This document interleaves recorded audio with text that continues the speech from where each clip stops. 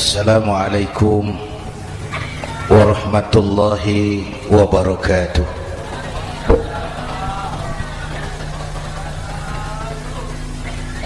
Bapak-bapak, ibu-ibu, hadirin hadirat ma'asyiral muslimin yang saya cintai, saya bersyukur dapat menghadiri haflah Maulidin Nabiil Karim, dan saya bangga dan terharu dengan keberadaan pondok pesantren Raudhatul Muta'allimin Al-Aziziyah ini. Sekarang ini banyak orang bisa memberi contoh, tapi sedikit orang bisa menjadi contoh. Memberi contoh itu mudah, tapi menjadi contoh itu yang sulit. Oleh karena itu, pada kesempatan ini kita ingin mengambil contoh bagaimana Rasul melaksanakan perjuangan. Apa modal utamanya? Saya sampaikan 3 sajalah, mudah-mudahan selesai 10 menit. Yang pertama, modal utama perjuangan baginda Rasul adalah akhlakul karimah. Memperbaiki akhlak dengan akhlak. Oleh karena itu, Suramadu sudah selesai. Dari dan ke Madura jadi lebih mudah. Bahkan Madura akan jadi daerah industri. Tetapi yang kita ingin, Madura tetaplah Madura. Akhlak tidak boleh berubah. Zaman boleh berubah, akhlak tidak. Masa boleh berganti, tapi keyakinan tidak boleh mati. Nah, soalnya adalah kepada siapa kita harus berakhlak? Kita itu kan harus berakhlak kepada dua. Kita harus berakhlak pertama kepada Allah. Ini yang terpenting. 13 tahun Rasul berjuang di Mekah hanya memperbaiki akhlak kepada Allah, menanamkan tauhid, meluruskan akidah, membangun keyakinan. 13 tahun di Mekah itu. Dengan perhitungan, kalau fondasi kuat, bangunan aman. Kalau fondasi melenceng, bangunan bengkok. Kalau fondasi rapuh, bangunan runtuh. Bangunan bagaimana fondasinya? Orang hidup bagaimana imannya? Kekuasaan dan jabatan baru ada manfaatnya kalau dipegang tangan orang beriman. Kalau tidak, yang muncul Fir'aun.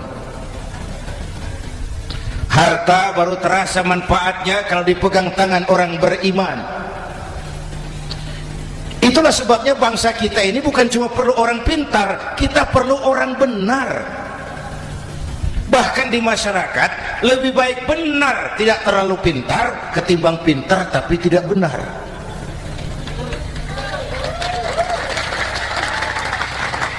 Kalau sudah pintar tidak benar, rusak rakyat juga.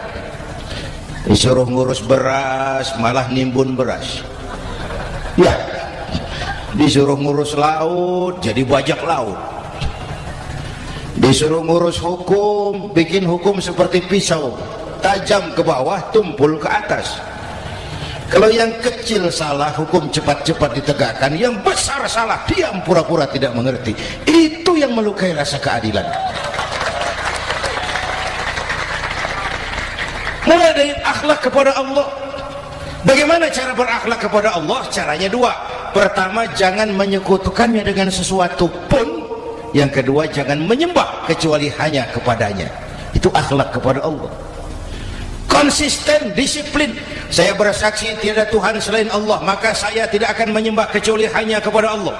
Saya tidak akan takut kecuali hanya kepada Allah.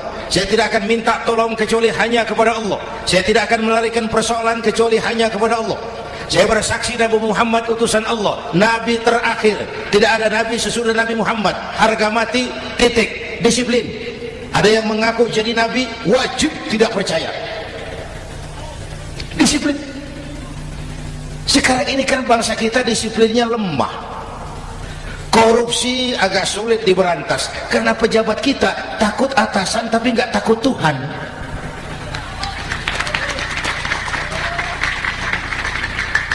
Itu sama dengan anak muda naik sepeda motor ngebut, lampu merah jalan terus, di stop sama polisi.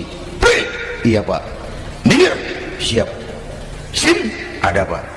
SNK ada pak. Tahu kau lampunya merah? Tahu pak. Kenapa lewat terus? Saya nggak tahu, ada bapak. Itu disiplin kita. Tenang benar jawabnya, kayak orang nggak salah itu. Siapa saja yang merasa memiliki, bersiaplah kehilangan, dan itu menyakitkan. Tapi kalau merasa dititipi jabatan, harta, anak, istri, semua titipan, hiduplah seperti tukang parkir. Pertama, titipan tidak boleh bikin kita sombong. Dititipi kok sombong, tidak pantas. Ya, Pak Zainuddin titip mobil ya, silakan. Yang punya mobil pergi, saya petatang peteteng. Tidak pantas dititipi kok sombong.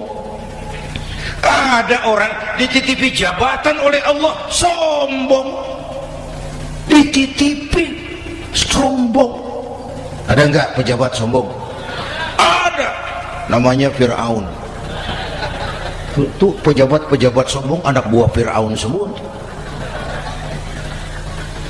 Dititipi harta oleh Allah jadi orang kaya sombong, sama tetangga tidak mau kenal orang lain, kecil semua, jalan tidak injak tanah, kuntilanak. Yang kedua penting, titipan harus dijaga baik-baik.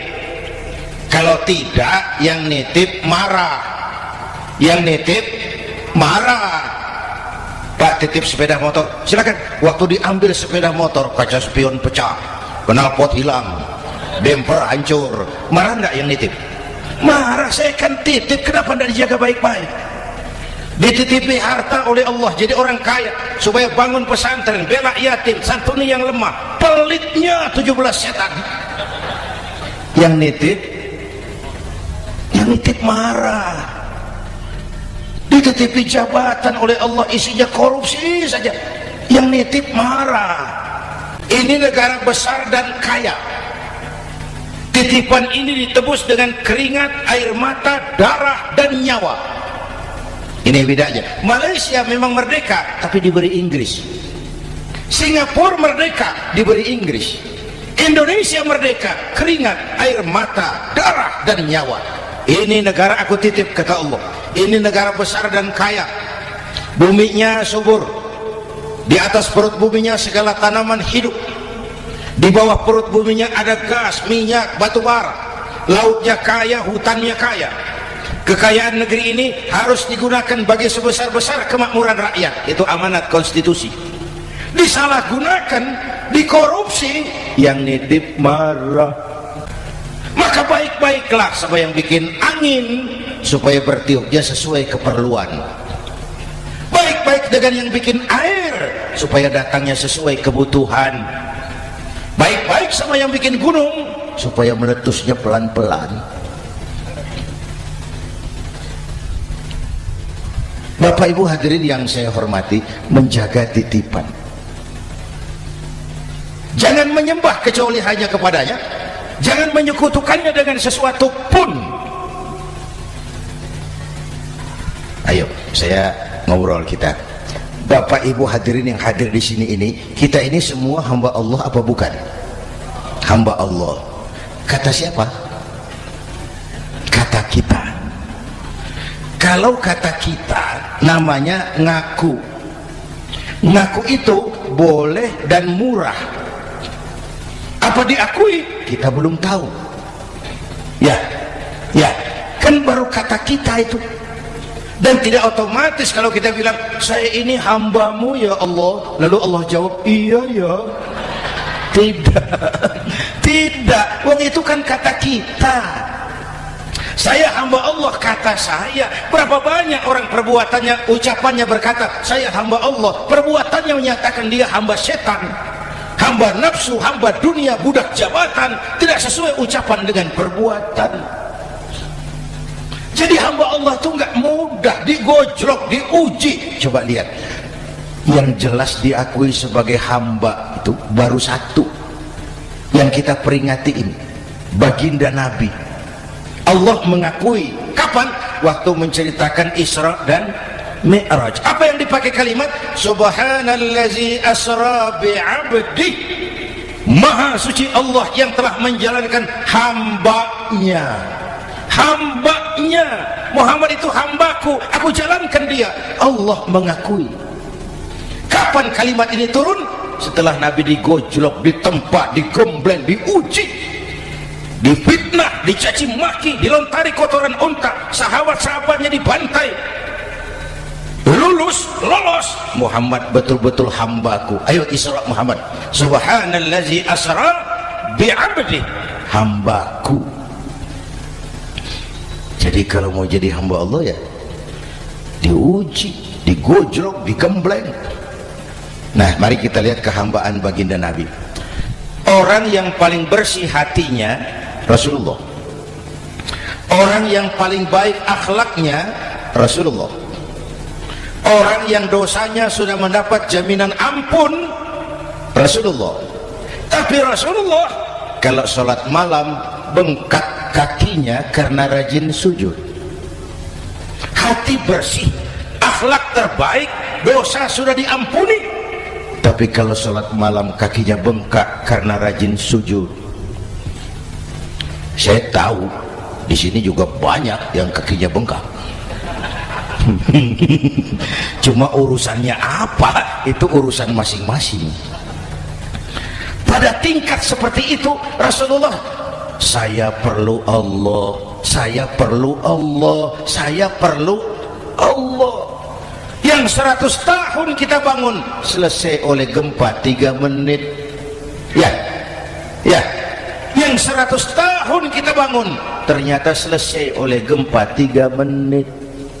Kita perlu Allah, kita perlu Allah. Makanya musibah itu kan kalau menimpa orang baik-baik namanya ujian. Kalau menimpa orang setengah baik itu paruh-paruh, yang bikin malaikat bingung. Sholat rajin, maksiat tekun, baca Quran mau, fitnah orang hobi, ngaji nyolong jalan terus. Untung di sini nggak ada yang begitu. Di Jakarta banyak. Di sini insya Allah sama. Jakarta. Orang separuh-separuh seperti itu kalau dapat musibah itu namanya teguran, bukan ujian. Kenapa ditegur? Lalai. Nah, kalau orang jahat dapat musibah itu namanya persekot. Uang muka tanda jadi. Kontannya nanti di akhirat. Kalau diuji bukan saja harus sabar tapi harus lulus. Kalau ditegur introspeksi, perbaiki yang kurang, kurangi yang memang berlebihan. Bertali-tali, bersambung-sambung musibah ini. Dan musibah kalau datang tidak pernah memilih, tidak pernah memilih. Bapak Ibu hadirin yang saya muliakan, jadi mari yang pertama jaga akhlak kita kepada Allah. Jangan menyekutukannya dengan sesuatu pun, jangan menyembah kecuali hanya kepadanya. Sekarang kan musim entertain, orang pandai membangun pencitraan, orang pintar bikin bungkusan. Sekarang ini kiai sama dukun tipis bedanya. Bener Pak, pemburu hantu pakai sorban, pakai gamis, nanti kiai pakai helm. Atribut sudah kacau sekarang ini, siapa pakai apa, siapa mau jadi apa tidak jelas. Sementara masyarakat kita memang agak kutil, kurang teliti, cepat heran, gampang kagum. Pernah terjadi satu saat tabrakan di jalan, keras sekali, korban jatuh berlumur darah, dikerubungi orang banyak. Datang wartawan mau ambil gambar dari dekat, sulit, banyak sekali orang ngerubung. Dia cari akal, tolong saya dikasih jalan ke dekat korban. Orang menoleh semua. Saudara siapa? Saya bapaknya korban, katanya. Dia mengaku bapaknya korban. Ya orang minggir semua, minggir, ada bapaknya korban. Orang minggir semua, dia maju ke depan korban. Sampai di depan korban pucat mukanya itu wartawan. Kenapa? Yang ketabrak anak monyet, Pak. Dia sudah ngaku bapaknya korban. Ini cerita pendek tapi pesannya dalam. Kalau belum kenal benar jangan cepat-cepat ngakui. Ya, rakyat harus cerdas sekarang ini. Emas pasti kuning, benar itu? Apa semua yang kuning pasti emas? udah cerdas lah itu. Hati-hati, ini jangan pencitraan. Orang pandai bikin bungkusan. Oleh karena itu kita juga harus punya filter supaya tidak hanyut oleh kedangkalan pencitraan itu. Satu itu akhlak kepada Allah. Yang kedua, kepada siapa kita berakhlak? Kepada sesama manusia. Kepada sesama manusia itu siapa? Pertama, sesama muslim. Malam ini saya hadir di sini, saya tidak merasa tamu. Saya hanya keluarga di tengah keluarganya. Bahwa saya lahir di Jakarta itu sih kebetulan, saya nggak pesan. Yang kita tidak pesan jangan diributkan, kita nggak pesan. Warna kulit seperti ini kita nggak pesan. Dari suku apa lahir kita nggak pesan. Potongan seperti ini kita nggak pesan. Islam membebaskan manusia dari ras diskriminasi. Pada waktu yang bersamaan Islam mengangkat harkat derajat martabat kaum wanita. Ini kasihan dari tadi nggak diajak ngomong nih. Pada waktu yang bersamaan Islam mengangkat harkat derajat martabat kaum wanita. Ibu-ibu mestinya lebih terima kasih sama Rasulullah. Sebelum Rasulullah datang, nasib perempuan menyedihkan, dilecehkan, harganya murah. Sebelum Rasulullah datang, murah. Sebelum Rasulullah datang, murah. Coba lihat wanita sebelum Islam, sedih, dilahirkan hanya untuk melahirkan, alat pemuas nafsu. Kalaupun berperan, peranannya cuma segitiga, dapur sumur kasur, kasur sumur dapur, putar-putar di situ saja. Nggak usah di Arab, dunia, di Jawa. Raja-raja Jawa sebelum kenal Islam seenaknya ngumpuli perempuan kan, selirnya yang 30, 50. Sultan-sultan di Turki piara harem ratusan orang perempuan. Kaisar terakhir dinasti Ming Cina bangun istana 1000 kamar, istrinya 1000. Innalillahi wa inna. Itu saya coba pikir, raja kalau istrinya 1000, kapan pakai kolor itu raja?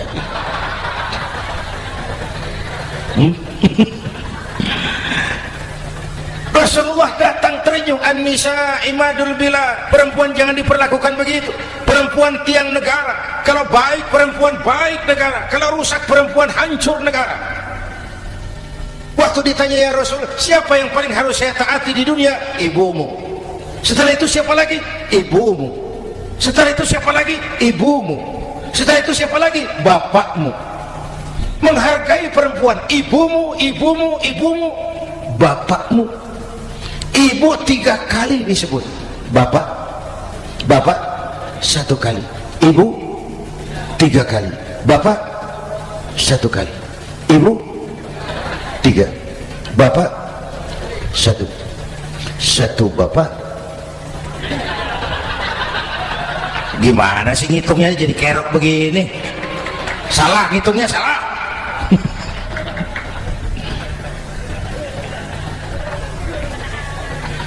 Lalu dicairkan kehidupan kemasyarakatan di masjid.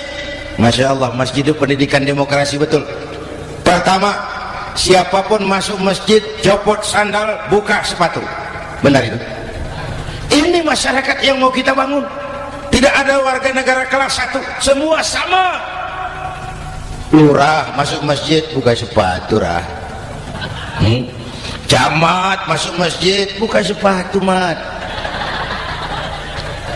Gubernur masuk masjid buka sepatu, Nur. Nikmatnya masyarakat masjid, nikmatnya masyarakat masjid. Coba binatang saja harganya tidak sama toh.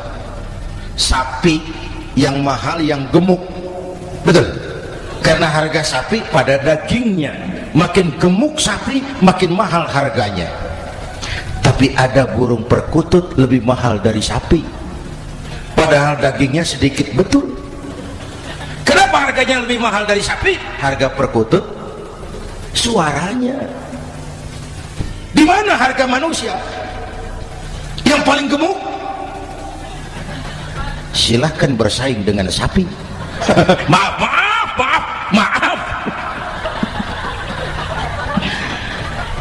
Inna akramakum indallah atqakum.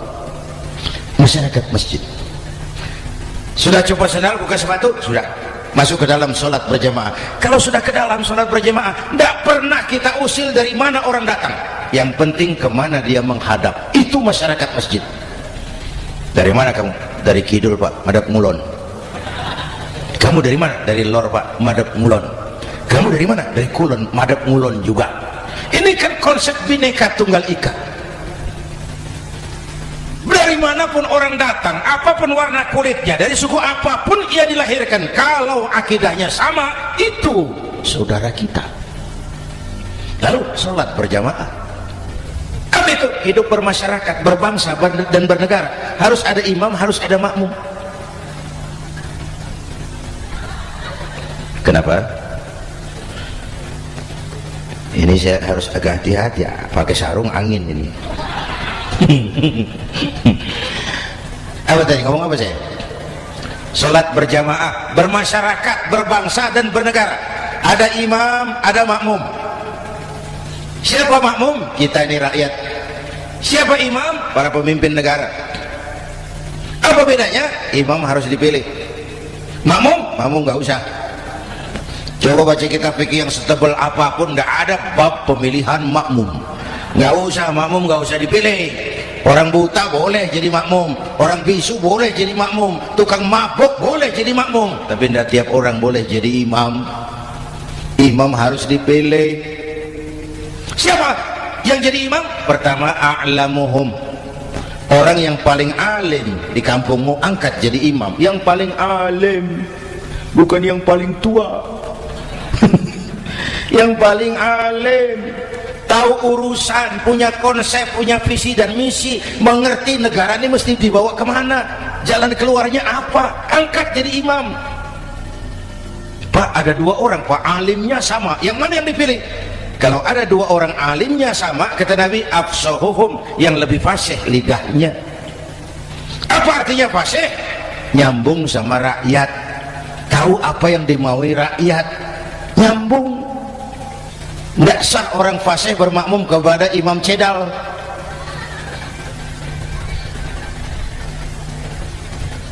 Kenapa Bu? Nyambung. Capek kalau punya imam gak nyambung sama makmum. Makanya kalau sudah jadi imam, pesan Nabi apa? Idza amma ahadukumun nasa falyukhaffif.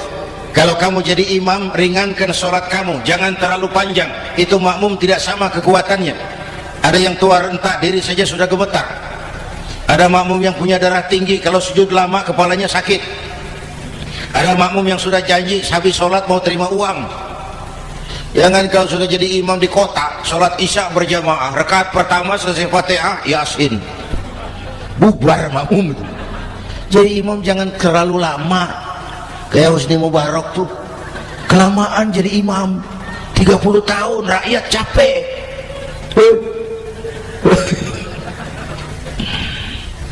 Bapak Ibu hadirin yang saya hormati, nah masyarakat Islam ini loyal, taat, setia. Kapan? Kalau imamnya benar.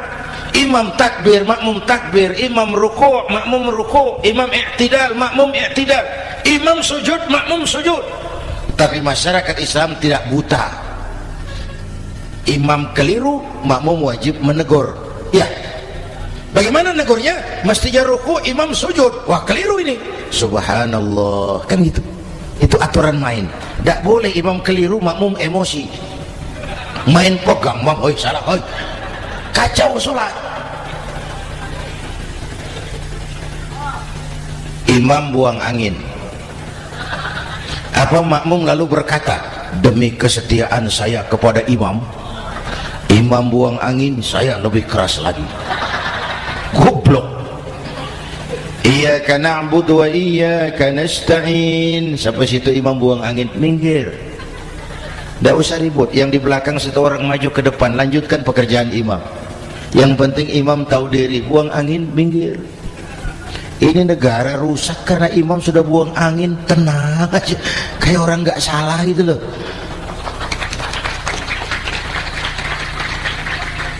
Selesai sholat dikasih tahu, imam tadi buang angin ya sedikit. Apa kalau nggak sedikit lalu nggak rusak sholat itu? Nah, dalam berjaga akhlak kepada sesama, ayo kita jaga kesatuan, persatuan, kerukunan, kekompakan. Ini pesantren Raudhatul Muta'allimin Al-Aziziyah, ini aset kita. Keberadaannya, pengembangannya, kelangsungannya bukan sekedar tanggung jawab pengurusnya, tanggung jawab kita sesuai dengan bidang dan kemampuan masing-masing. Yang punya jabatan bantu dengan wewenangnya, yang punya harta bantu dengan uangnya, yang punya tenaga bantu dengan tenaganya, yang bisa doa bantu dengan doanya, yang tidak bisa apa-apa bantu dengan diam. Diam saja lumayan loh itu membantu. Bapak Ibu hadirin yang saya hormati, saya ingat almarhum Panglima Besar Sudirman pernah bilang, kamu itu kalau mau menang harus kuat, kalau mau kuat harus bersatu, kalau mau bersatu hidupkan semangat silaturahmi. Mau menang harus kuat, mau kuat harus bersatu, mau bersatu hidupkan silaturahmi. Bapak Ibu hadirin, rukun antar umat seagama. Beda pendapat boleh, marah jangan. Kalau di Jakarta kan sekarang lagi musim apa itu wahabi yang bid'ah, sedikit bid'ah itu.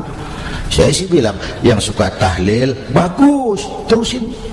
Yang nggak suka tahlil nggak apa-apa, tapi jangan mencaci maki yang suka tahlil. Yang mabuk masih banyak kok yang tahlil dicaci maki. Kita nih seperti orang kurang kerjaan. Waktu guru saya Hadratul Mukarram Ki Haji Dr. Idham Khalid wafat, saya ajak orang baca Fatihah. Selesai, saya lagi duduk di belakang, seorang pengusaha nemui saya, Kiai, kenapa? Saya coba ingin kepastian. Apa? Orang yang sudah mati dibacakan Fatihah itu apa pahalanya sampai? Saya bilang gini, Mas, kamu kalau nggak percaya mati aja dulu. Saya bacain Fatihah, tunggu di sono. Kalau nggak nyampe balik lagi nggak apa-apa.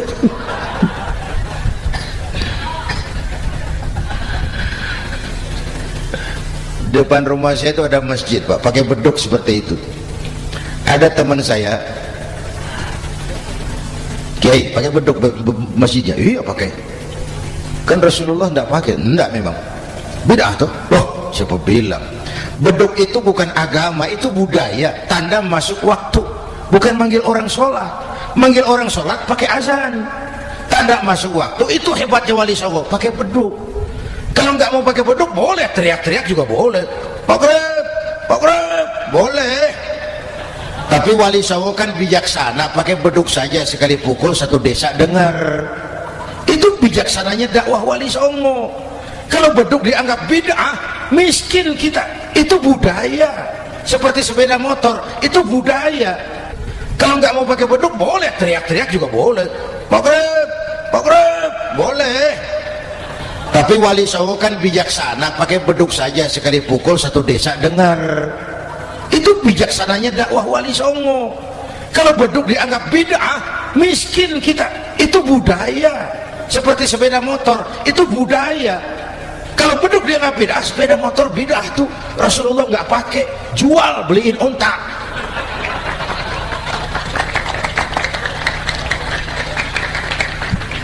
Ayo cari persamaan, jangan memperbesar perbedaan. Hormati pendapat orang kalau pendapat kita juga ingin dihormati. Kasus Ahmadiyah meledak lagi di Cikesik, Banten. Lalu pendekar-pendekar HAM menganggap itu tirani, mengganggu kebebasan beragama. Dia lupa bahwa Ahmadiyah masalahnya bukan kebebasan beragama, tapi penodaan terhadap agama. Kalau kebebasan beragama sih umat Islam welcome. Orang mau Hindu, mau Buddha, mau Kristen bebas memilih agamanya masing-masing. Tapi ini kan Ahmadiyah lain, ngakunya Islam tapi ada nabi lagi sesudah Nabi Muhammad, namanya Mirza Ghulam Ahmad, asal dari India. Saudara hadirin yang saya hormati, ini yang prinsip penodaan terhadap agama. Kalau nggak ngaku Islam nggak masalah. Supaya mau aman caranya cuma dua, Ahmadiyah jadi agama sendiri, karena Malaysia sudah melarang, Brunei sudah, Rabithah Alam Islami menyatakan aliran sesat, Saudi Arabia melarang pengikut Ahmadiyah pergi bikin haji, dia dianggap non muslim. Cuma memang pemerintah kita nggak tegas. Kalau dari dulu dinyatakan dilarang, nggak akan ada lagi kasus-kasus seperti itu.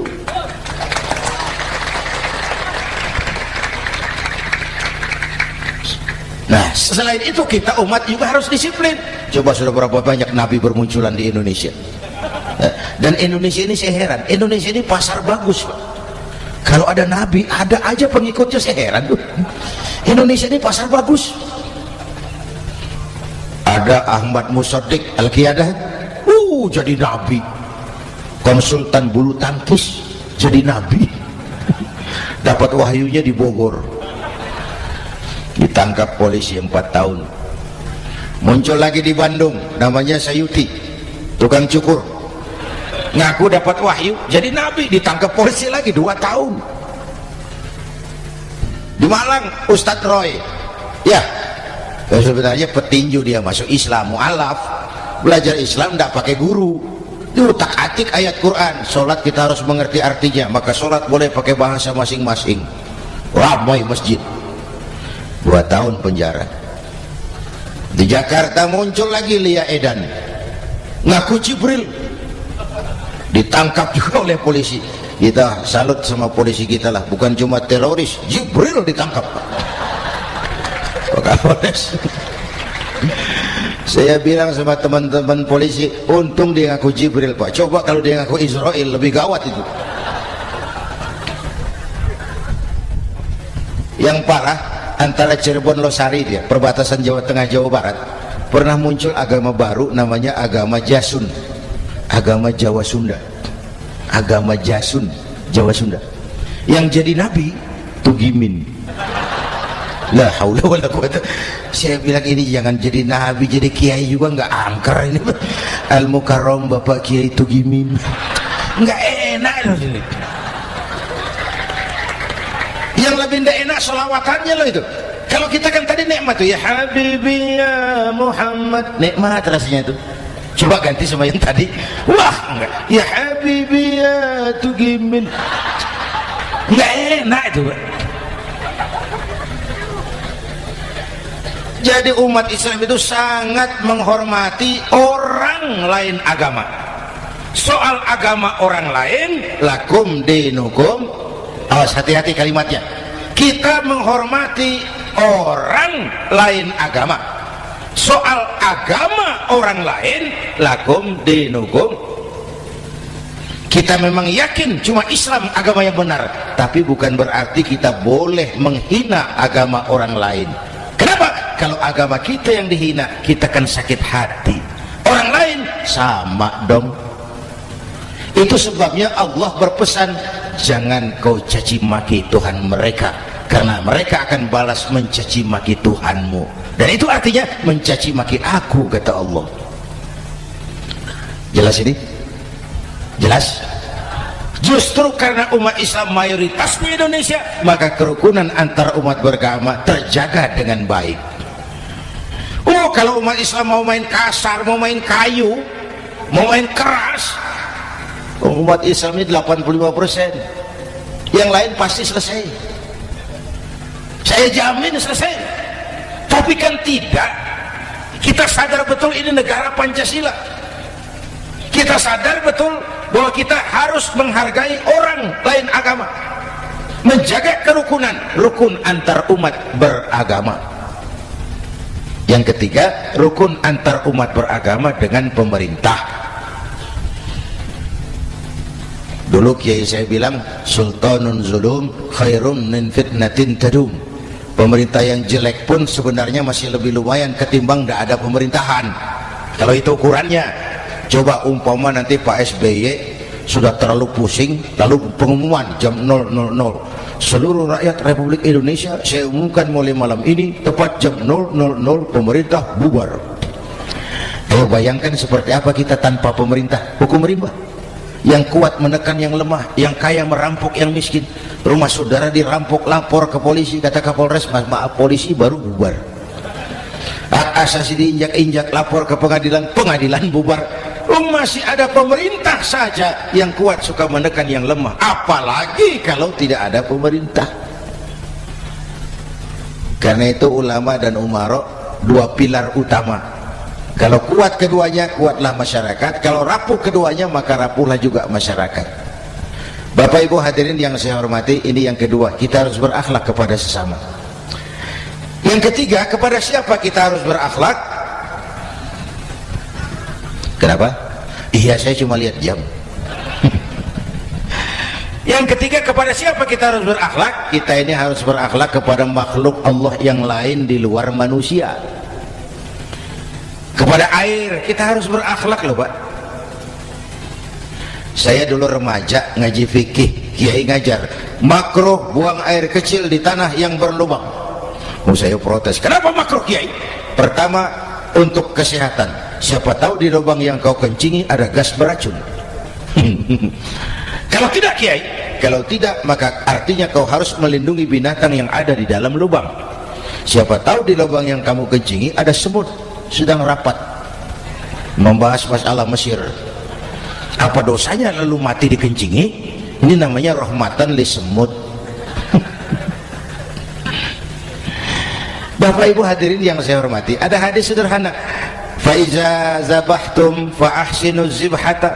Kalau kamu menyembelih hewan, sembelihlah dengan cara yang terbaik. Jangan nyembelih ayam pakai pisau tumpul, itu namanya tidak berperi kebinatangan. Kepada ayam kita berakhlak, kepada pohon kita berakhlak, kepada air kita berakhlak. Kenapa sekarang alam tidak seramah dulu? Karena kita juga tidak ramah kepada alam. Kenapa sering terjadi banjir? Karena tempat air kita kurangi. Dia bingung mau kemana. Air nggak punya tempat.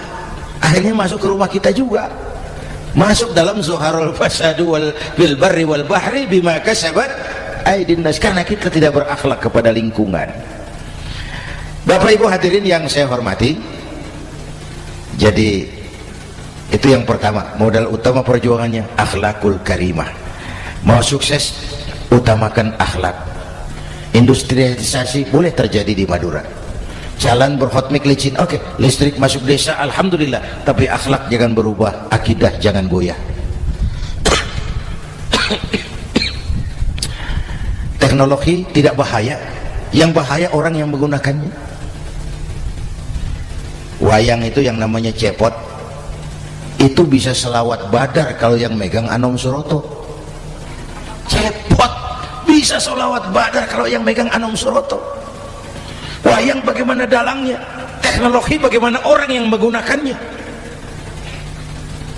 Satu. Yang kedua, yang kita contoh dari baginda Rasul, beliau itu sejak kecil nggak dimanjakan Pak. Lahir ke dunia nggak sempat melihat wajah bapak. Umur 6 tahun ditinggal ibu. Umur 9 tahun ngembala kambing, berniaga ke Syam. Syam itu Syria sekarang.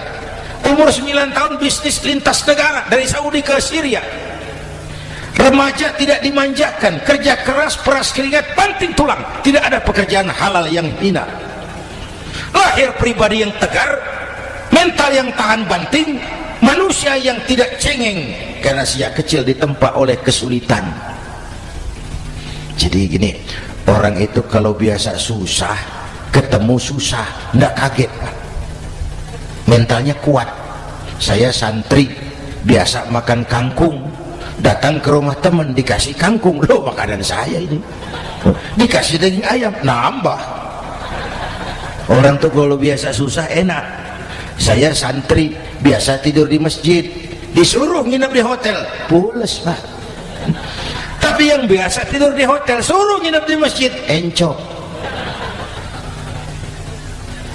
Hidup ini perjuangan, mau sukses harus berani susah. Jangan seperti dulu di cerita santri, Ada santri beternak lebah, ambil madunya itu. Satu hari dia mau periksa sarang lebah, naik ke pohon pakai tangga, pakai sarung biasanya santri. Dia lupa ada pakai celana dalam. Naik pohon periksa, entah bagaimana terpegang sarang lebah itu. Berhamburan lebahnya keluar. Salah satu masuk ke sarungnya. Tergigitlah Al-Mukarramnya itu. Dia menjerit, aduh, jatuh berguling ke bawah. Udah lama jatuh, dia buka sarungnya, dia lihat bengkak. Karena bengkak kan jadi besar, sedang juga dia. Dia berdoa, ya Allah, hilangkan sakitnya, biarlah bengkaknya.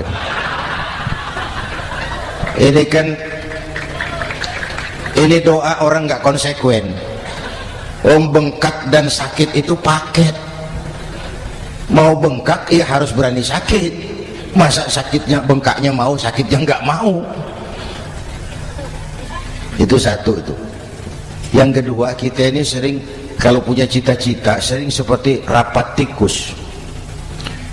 Satu hari sekelompok tikus rapat paripurna tikus untuk mengantisipasi bahaya kucing.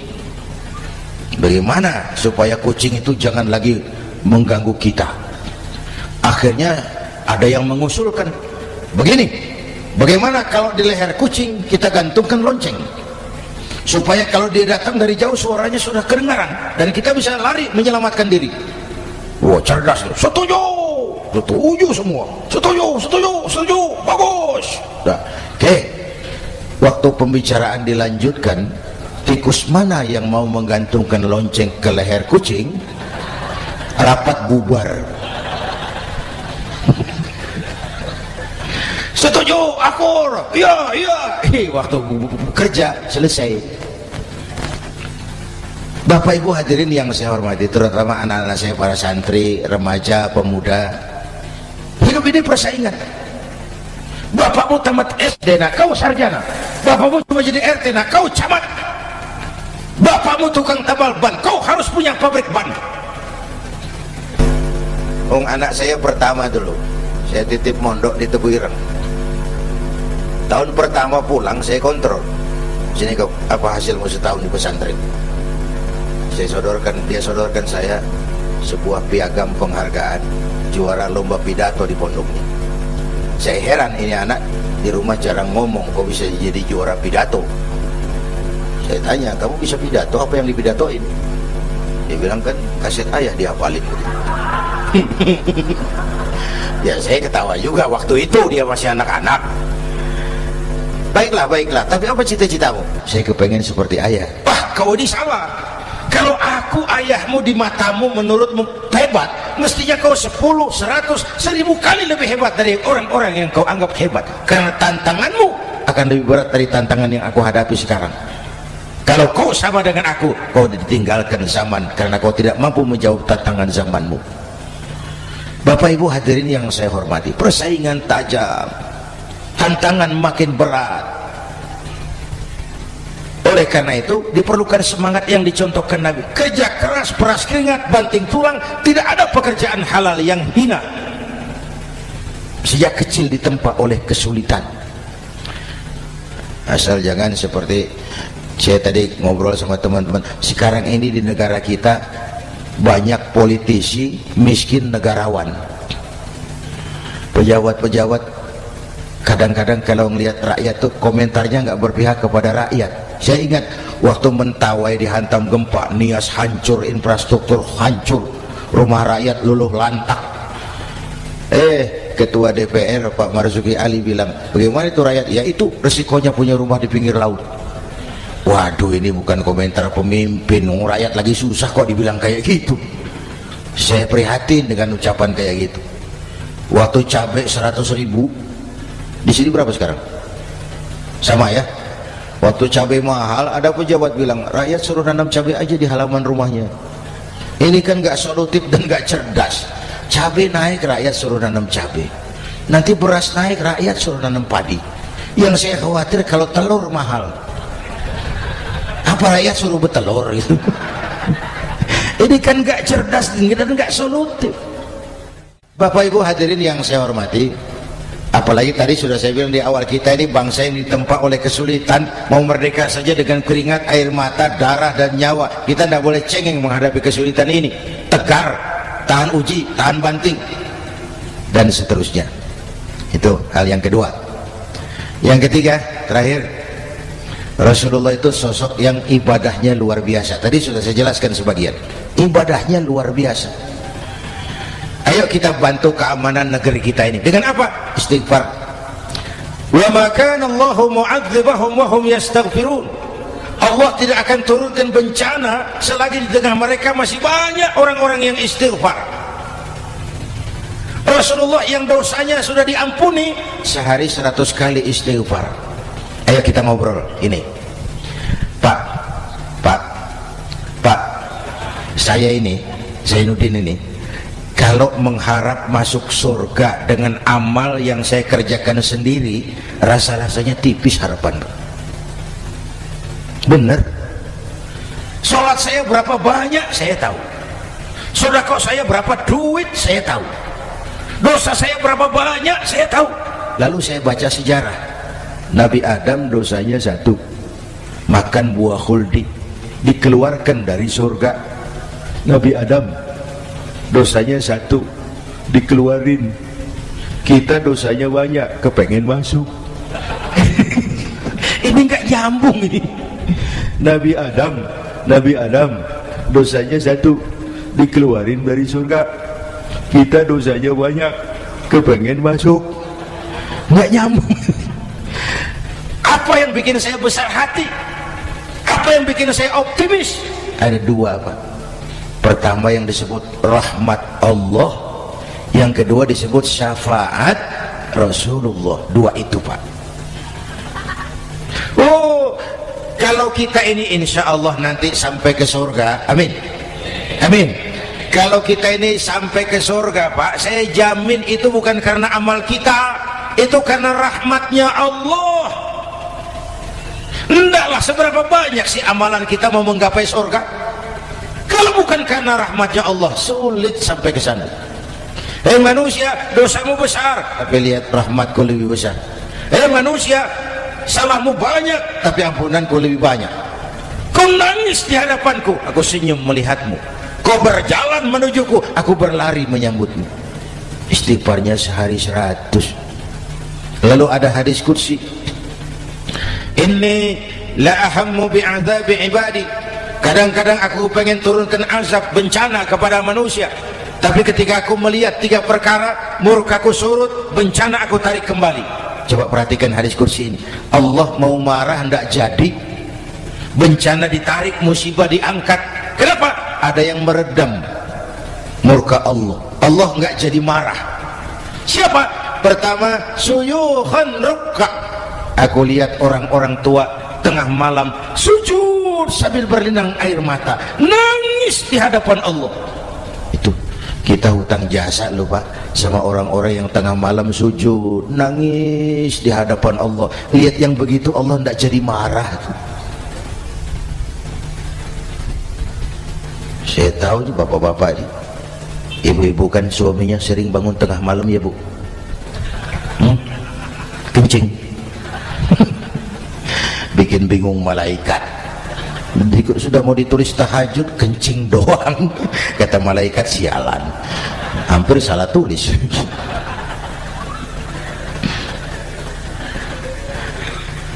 Aku lihat orang tua tengah malam sujud sambil berlinang air mata. Lalu aku lihat bayi-bayi tanpa dosa masih menyusu, sibyanan rutta. Bayi-bayi tanpa dosa masih menyusu, suci bersih, belum ternoda. Wa bahaiman rutta. Dan aku lihat binatang ternak melata mencari makan, kambing mudah cari rumput, alam terjaga keasriannya. Bagaimana bencana nggak mau nambah? Kita mengamalkan hadisnya juga terbalik. Yang diminta itu orang tua tengah malam sujud, bayi tanpa dosa nyusu.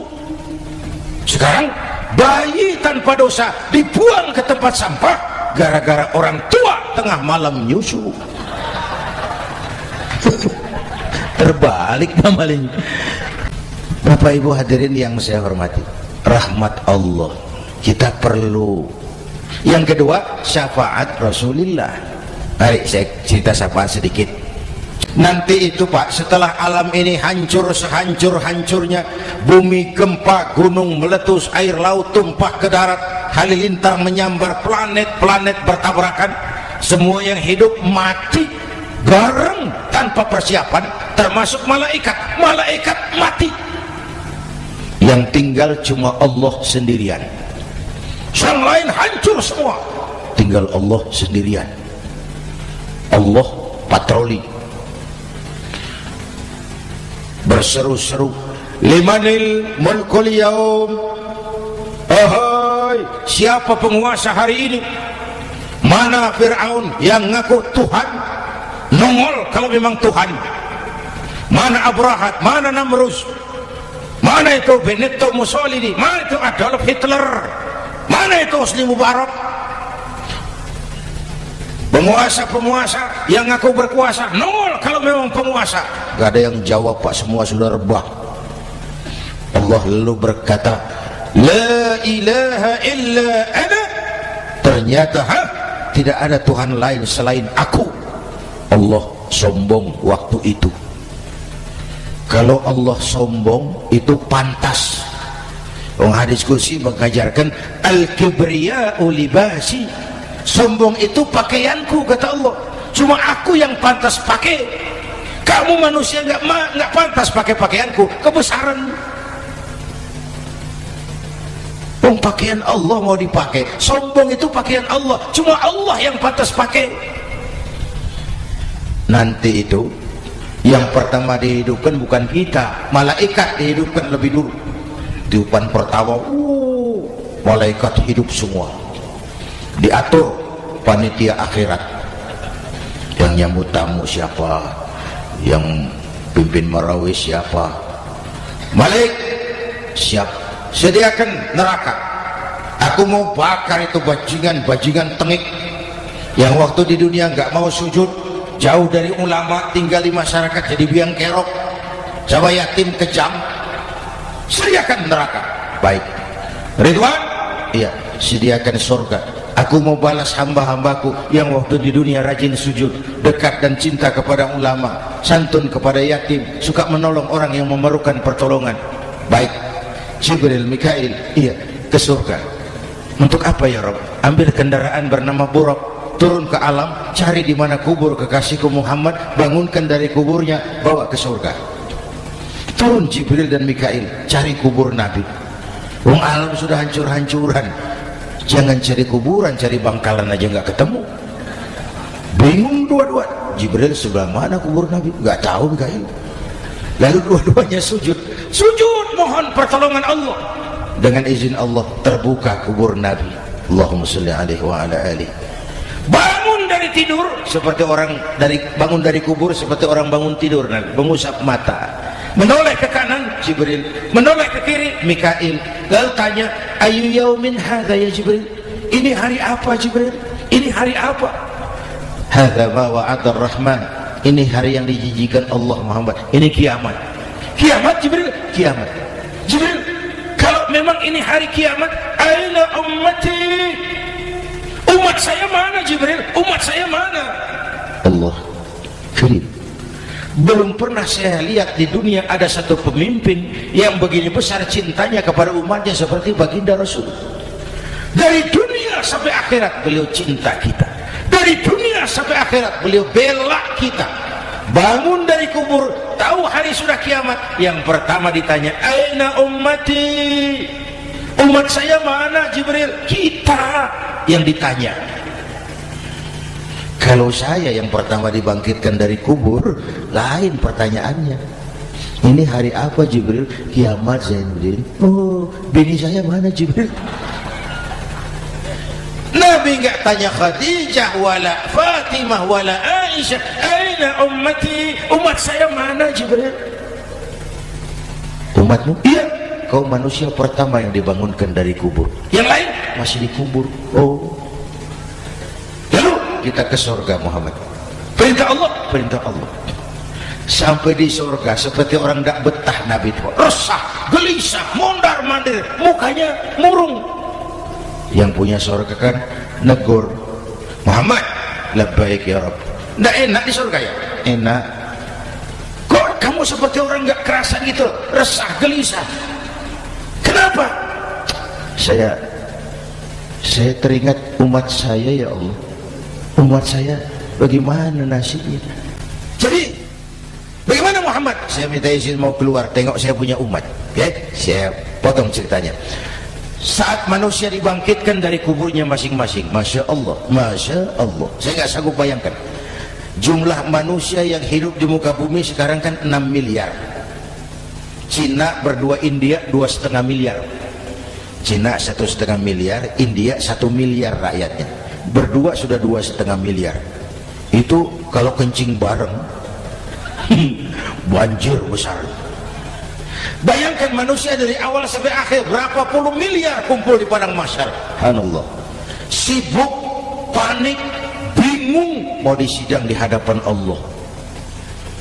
Sebagian kumpul di pojokan berunding, kita mau disidang nih. Terus ayolah kita cari bantuan. Kemana? Kanan Buyung. Begini. Kita ini kan anak cucu Nabi Adam, pantas dong kita minta tolong sama beliau. Ya, setuju. Berangkat cari Nabi Adam. Ya Adam, anta abal bashar. Adam, tuan datuknya manusia. Kami cucu kamu, anak turunan kamu mau disidang. Tolong kami Adam, tolong. Kata Nabi Adam, Quraisy mas. Rombongan Jawa. Aku naik mumet lagi. Sama Nabi Nuh saja. Nuh bilang, tidak bisa. Saya juga punya masalah, pernah minta obat ditenggelamkan. Ibrahim barangkali. Semua Nabi hand up, angkat tangan. Dikala itu, yauma la yanfa'u malun wala banun, di mana harta tidak ada lagi artinya, anak-anak tak jadi beban, tiap orang sibuk dengan urusannya sendiri-sendiri. Saat itu ada satu pemimpin, Allahumma salli alaihi wa ala alihi, diizinkan Allah. Dikala semua nabi yang lain angkat tangan hand up, beliau malah ummati ana laha, ta'ali ummati, umatku sini. Beliau memanggil umatnya. Yang bagaimana yang dipanggil? Ada hadis, inna ummati yatuna yaumal qiyamah ghurran muhajjalin min atharil wudu. Umatku besok di akhirat datang menghadap Allah dengan muka bersinar-sinar karena sering wudu. Sering wudu kan sering sujud. Masa cuma wudu tapi nggak sujud? Itu nanti nggak usah mengaku Rasul yang panggil, sini umatku. Tapi kalau muka nggak pernah wudu, nggak pernah sujud, merangkak di depan Nabi, saya umatmu ya Rasul. Kata Nabi, umat saya nggak ada yang kumbal gini. Dikala itu beliau berkenan memberikan syafaat. Syafaat itu saudara-saudara, saya pakai sarung, sobek sedikit. Syafaat itu nambeli, itu loh. Sholat saya kurang sedikit, sedekah saya campur riak sedikit, puasa saya ikhlas sedikit, ditutup dengan syafaat. Saya mau dagang, perlu modal 20 juta, saya punya uang 15 juta, yang 5 juta syafaat. Jadi harus ada modal. Kalau sholat tidak pernah, sedekah tidak pernah, lalu syafaatnya dari mana? Yang dapat tambelan itu yang punya sarung bolong, punya sarung sobek, ditambal dengan syafaat. Nah kalau tidak ada sarung, apa yang mau ditambal? Ya, nah, mudah-mudahan kita semua mendapat rahmat Allah dan mendapat syafaatnya Rasulullah Shallallahu Alaihi Wasallam. Bapak Ibu hadirin, sudah 7:30 lewat 4 jam. Saya pun kangen, tapi hari sudah larut. Insya Allah lain kesempatan kita jumpa lagi. Terima kasih kepada Al-Mukarramun, para ulama, para habaib, pengasuh pesantren Raudhatul Muta'allimin Al-Aziziyah, dan semua yang hadir. Mudah-mudahan yang saya sampaikan ada manfaatnya. Usikum wa iyaya bitaqwallah. Aqulu qawli hadza fa astaghfirullahal azim li wa lakum. Wassalamu alaikum warahmatullahi wabarakatuh.